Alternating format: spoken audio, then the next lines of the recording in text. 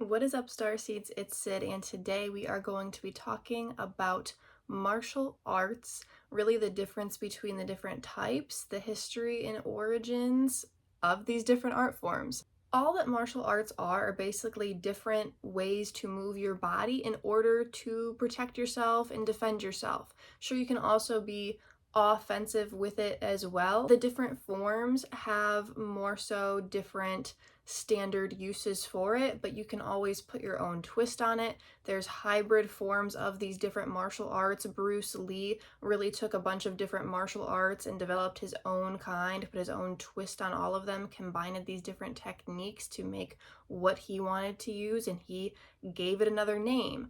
Humans have been doing this forever, for our whole history. Obviously, we have to move our bodies in certain ways to defend ourselves. We created a name for a punch, we created a name for a kick, for a jab, for whatever, for pinning somebody down. We created these words to describe it, and they're different in all these different languages because we have it all over the world. Martial arts were developed due to human trial and error, trying different techniques, different ways to defend yourself, different ways to hunt for animals, different ways to fend off from other fellow humans. A lot of ancient martial arts were developed, these different techniques, from watching animals and seeing how they do it as well. The number one example of that would be Kung Fu, because Kung Fu is from China. It's a lot of like animal movements, and if you watch like Wendy Wu Kung Fu Warrior, that is a lot about what that movie's about. Even Kung Fu Panda, there's the emphasis on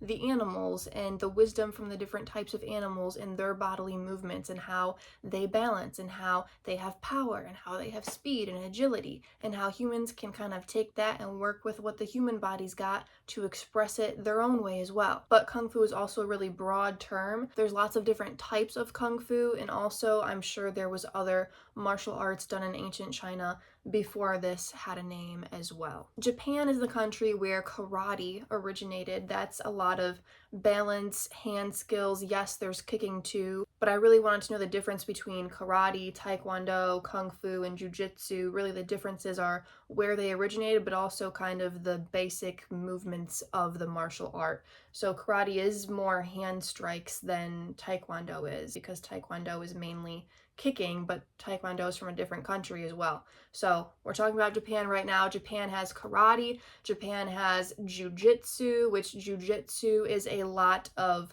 like joint locking, throwing people. It's a lot of more of defense, I would say. Jiu-jitsu is also what developed, evolved into a different form. Judo, there's ninjutsu, there's aikido, there's kendo, and those have their own different styles with them, but that is the names of the main martial art forms that originated in Japan from what I found. Korea is where taekwondo originated. That is, like I said, mainly high kicks, but also other things. And then there's hapkido as well.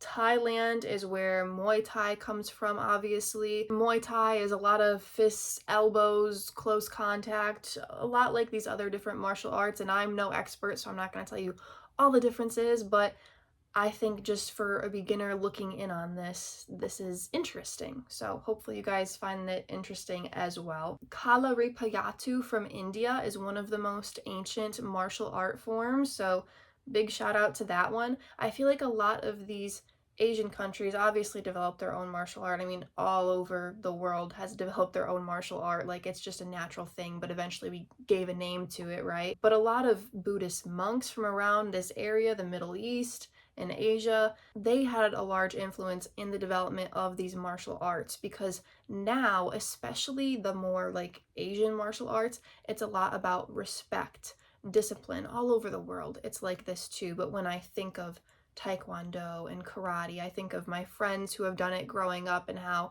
it's a lot about discipline, respecting your elders, respecting your parents, and things like this. It has a lot to do with philosophy, and I believe a big part of that is because monks were a big part in the creation of the martial art forms. They were defending the temple, defending themselves, but also very spiritual, very disciplined, with their own self and their philosophy as well. Tahtib in Egypt is a big ancient martial art form as well. There's the bare knuckle musangwe from South Africa. Sorry if I'm mispronouncing literally anything in this video. And then there's the engolo from Angola. So those are all different African martial art forms. Of course, a lot of these don't have names. Wrestling was done literally everywhere. Forms of boxing was done just about everywhere as well. In America, we had okichitaw, which is a native Cree martial art form. That's the one that has a name, but Native Americans were doing all sorts of things with their bodies in order to get food, in order to defend themselves. But that's the one that we have a name for. Also in, South America, from Brazil, we have Brazilian jiu-jitsu, which is from Japanese jiu-jitsu, but the Brazilian jiu-jitsu is more groundwork.